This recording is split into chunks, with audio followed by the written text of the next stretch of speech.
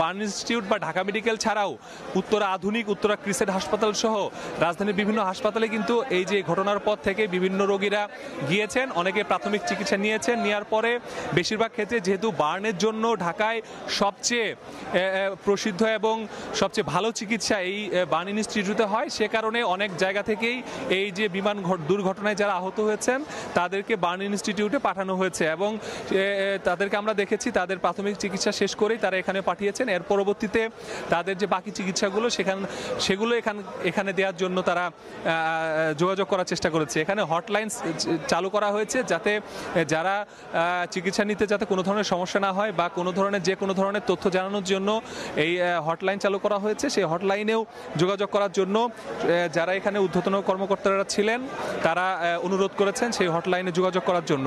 আর এছাড়াও যারা এই দুপুরের পর থেকে এখানে এসেছে সেই রোগীদের বিষয়ে আমরা দেখেছি যে অনেক আত্মীয় স্বজনের সাথে কথা বলেছি, তারা যেটি বলেছে যে তারা কেউই আসলে বুঝতে পারেনি যে এরকম একটি ঘটনা তাদের সামনে আসতে যাচ্ছে। তারা প্রত্যেকেই তাদেরকে জানতে পেরেছে যে তাদের স্বজনরা আহত অবস্থায় আছে, তাদেরকে হাসপাতালে এসে যোগাযোগ করার জন্য। পরবর্তীতে হাসপাতালে এসে তারা আসলে স্বজনদের খোঁজে আহাজারি, সেই আহাজারিতে আমরা কিন্তু এখানে করতে দেখেছি।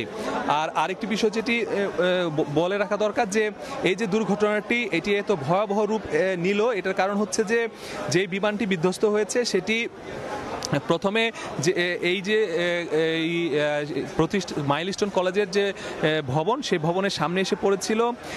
এইটিতে দুতলা ভবনে মোট 16টি ক্লাসরুম আছে, যার মধ্যে 4টি শিক্ষকদের রুম ছিল এবং বেশিরভাগ রুমে কিন্তু এখানে প্রাথমিকের প্রথম থেকে পঞ্চম শ্রেণীর ক্লাসগুলো এই ভবনে বেশি হতো এবং তৃতীয় এবং চতুর্থ শ্রেণীকক্ষের সামনে বিমানটি বিধ্বস্ত হয়েছিল। যেহেতু ক্লাস চলছিল, অল্প কিছু সময়ের মধ্যেই ক্লাসটি শেষ হয়ে ছুটির ঘন্টা বাজবে, ঠিক সেই সময়ে আসলে ছুটির ঘন্টাটি বেজে গেছে এবং অনেকেই আমরা দেখেছি যে এই যে যারা আসলে প্রিয়জনের কাছে ফিরতে চেয়েছিল এই নির্মম দুর্ঘটনার কারণে তারা আসলে পৃথিবী ছেড়েই চলে গিয়েছে। এরকম এখন পর্যন্ত 16 জনের তথ্য আমাদের কাছে হাসপাতাল কর্তৃপক্ষের মাধ্যমে প্রধান উপদেষ্টার স্বাস্থ্য বিষয়ক বিশেষ সহকারী সাইদুর রহমান তিনি আমাদেরকে জানিয়েছেন।